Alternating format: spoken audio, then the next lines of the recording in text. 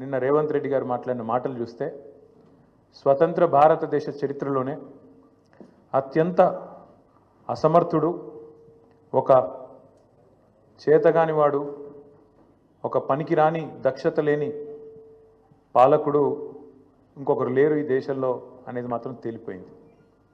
అట్లాగే ఇంకోటి కూడా తేలిపోయింది.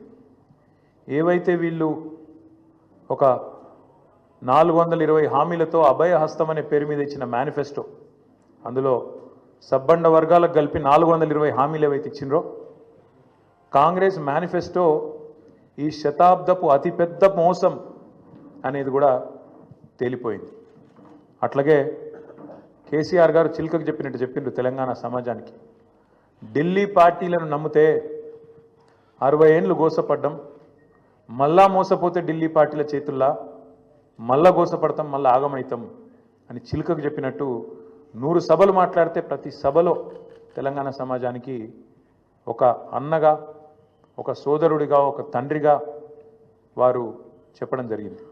ఆనాడు ఎన్నికల నాడు కేసీఆర్ గారు చెప్పిన ప్రతి మాట, ఢిల్లీ పార్టీలను నమ్మితే ఆగమైతే తెలంగాణ అని చెప్పిన మాట అక్షర సత్యం అని చెప్పి ఇవాళ రుజువు అయింది.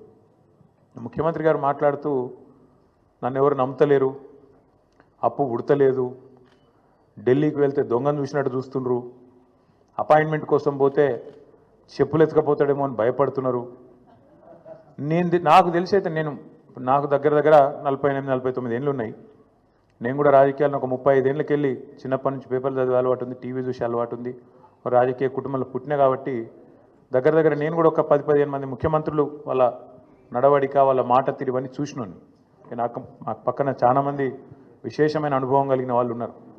కానీ బహుశా ఇంత దివాలా కోరు మాటలు మాత్రం బహుశా ఈ దేశ చరిత్రలనే ఏ రాజకీయ నాయకుడు కూడా మాట్లాడలేదు. ముఖ్యమంత్రి కాదు, ఏ రాజకీయ నాయకుడు కూడా మాట్లాడలేదు. ఒక్క మాటలో చెప్పాలంటే రేవంత్ రెడ్డి గారు నిన్న నాకు పరిపాలన చేత కాదు అని కాడి పడేసిండని చెప్పక తప్పదు. చాలా స్పష్టంగా కాడి వారేసి నాతో కాదు అని చేతులు ఎత్తేసిండు. ఇక అయిపోయింది, నాతో కాదని నిన్న స్పష్టంగా చెప్పిండు.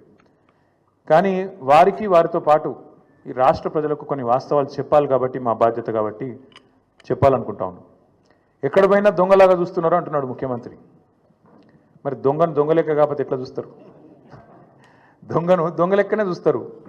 నోట్ల కట్టలతో దొరికిపోయిన దొంగను ఖచ్చితంగా దొంగనే అంటారు, దొంగనే చూస్తారు.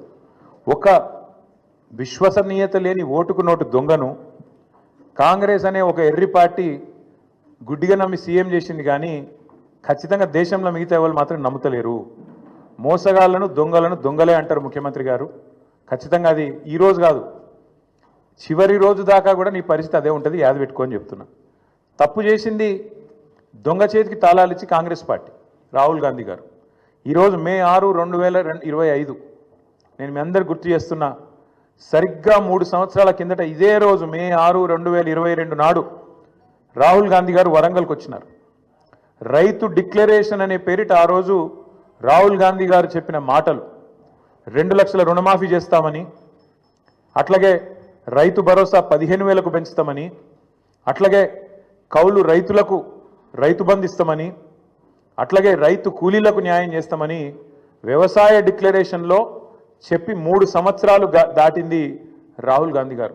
అందుకే నేను అంటున్నా, తప్పు చేసింది రాహుల్ గాంధీ, తప్పు చేసింది ఏఐసిసి. దొంగ చేతికి తాళం ఇచ్చి ఇవాళ తెలంగాణ చేతికి చిప్పవచ్చే పరిస్థితి చేసింది ఖచ్చితంగా ఆల్ ఇండియా కాంగ్రెస్ కమిటీ, ముఖ్యంగా దానికి బాధ్యుడు లీడర్ ఆఫ్ ఆపోజిషన్గా ఉన్న రాహుల్ గాంధీ గారు అని చెప్పి నేను చెప్తా ఉన్నాను.